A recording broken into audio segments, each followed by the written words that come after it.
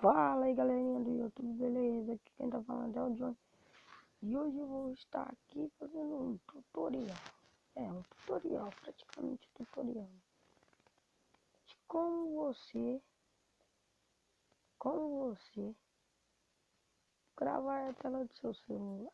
Você vai vir aqui no Play Store e vai escrever Mobzen.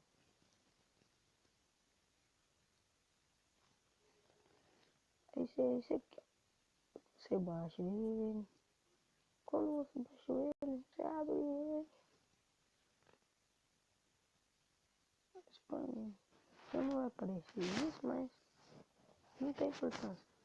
Você vem aqui, ó. Aqui para você, preferência de gravação, você escolhe do jeito que você quiser, ó. Botando isso do jeito que eu pus certinho. Tá, pessoal? Então deixa seu like aí, se você gostou. Acabou o vídeo ainda não. Eu ponho versão plugin para este, versão 3.0. Aí pega em todo celular inferior. Tá, pessoal? Então. É só isso mesmo. Se vocês gostou, deixe seu like aí no canal. Deixe seu like aí. Eu vou tá criando um papel de parede pra mim, tá, pessoal? Porque faz pouco tempo que eu tenho no meu canal.